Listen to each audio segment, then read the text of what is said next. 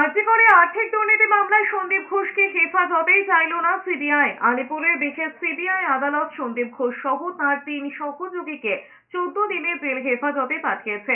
আদালতে সিবিআই এর আইনজীবী সওয়ালি বলেছেন, ইতিমধ্যেই ডিজিটাল এভিডেন্স ক্লোনিং করার আবেদন করা হয়েছে, সেটা সময় সাপেক্ষ।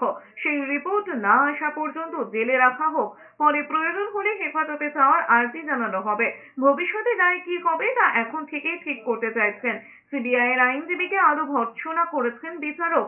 এরপরে বিচারক 23 সেপ্টেম্বর পর্যন্ত সন্দীপ ঘোষকে জেল হেফাজতে পাঠানোর নির্দেশ দেন। মঙ্গলবারও আদালতে সন্দীপ ঘোষকে দেখে বিক্ষোভ দেখান আইনজীবীরা।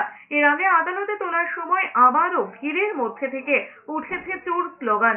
এর আগে 3রা সেপ্টেম্বর আরজিকরে প্রাক্তন অধ্যক্ষ সন্দীপ ঘোষকে আদালতে হাজির করানোর সময় বিশৃঙ্খল পরিস্থিতি তৈরি হয়, চরও মারা হয় বলে অভিযোগ। সেই পরিস্থিতি যাতে না হয় তার জন্য আদালতে ভার্চুয়াল হাজির করানোর আবেদন করেছিল সিবিআই, কিন্তু সিবিআই এর বিশেষ আদালতের বিচারক সেই আর্জি খারিজ করে সশরীরে আদালতে হাজির করানোর নির্দেশ দেন। সেই মতো নিজাম প্যালেস থেকে আলিপুর আদালতে নিয়ে যাওয়া হয় সন্দীপ ঘোষ, 2 ভেন্ডর সুমন খাতরা, বিপ্লব সিং এবং সন্দীপ ঘোষের নিরাপত্তা রক্ষে আফসার আলীকে তোলা হয়েছে আদালতে।